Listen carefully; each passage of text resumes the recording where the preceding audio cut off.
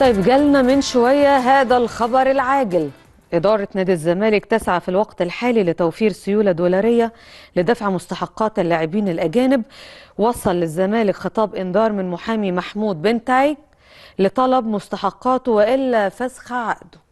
الأزمة المالية طبعا يعني ملخصها انه ما فيش سيوله. انت هنا لما تيجي تتكلم على المستحقات الدولاريه يعني تتكلم عن المستحقات الاجانب بما انك بتتكلم بالدولار.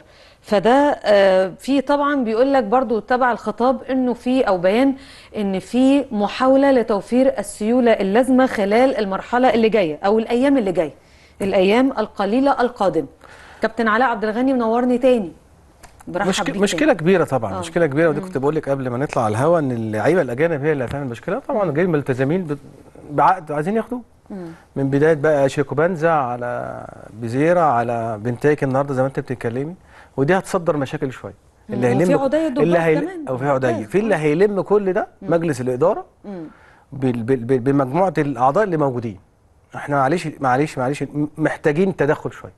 هم بعيد قوي سايبين جول للقصه دي كلها، والراجل كان عامل مشروع زي ما بكلمك عليه، ومشروع بدايه من اللعيبه مدرب، واللعيبه توفر لهم الامكانيات وخدوا عقود بكده. اللعيبه الاول ولا المدرب الاول؟ مدرب هو اللي حلقه الوصل. بصي احنا من بدري جدا انا كنت شغال من بدري في النادي، كناش بناخد فلوس كمدربين كمدرب. طبعا خالص، قعدنا 3-4 شهور ما ناخدش فلوس. وكانت بتتوفر لنا لما بنكسب. بس الراجل دي يعني ما بتاخدوش. ممكن قعدنا مره 3 شهور ولا حاجه، بس بدات تتوفر بعد كده كمجلس اداره وفرنا عشان بنكسب. الفرقه كانت بتكسب على عكس دلوقتي احنا بنخسر.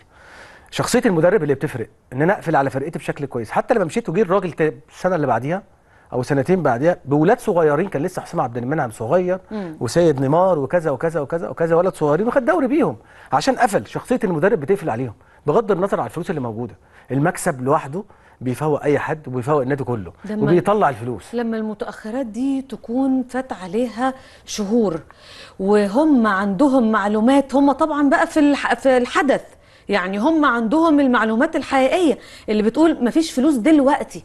ما ينفعش يطلع يقول لعيب مفيش فلوس دلوقتي، صعب جدا، هيصدر له مشكله. بس حاجه، ما هو كابتن اذا كانت الناس والاعلام وناس من مواقع التواصل قريبه من رجال الاعمال اللي في المجلس عارفين المعلومات، اللعيبه مش هيكون عندها المعلومات دي. هم عندهم المعلومه بس ما عندهمش اللعيبه مؤكده. بس مليون المية واخدين وعود ان الفلوس هتتصرف، بس تتصرف مع الاداء مع الفوز. هم اكيد رابطينها بكده.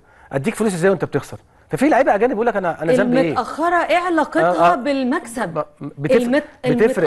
بتفرق معاهم جدا. لو الفلوس على فكره لو احنا بنكسب في رجال اعمال من بره النادي ما هي كده مستحقاتهم. طب ما انت كنت بتكسب، كنت بتسمع مشاكل دلوقتي زي دلوقتي؟ ما كانش في مشاكل على فكره زي دلوقتي. انا بتكلم وكانت الفرقه مقفوله. انا بتكلم مع بدايه الموسم. ماشي.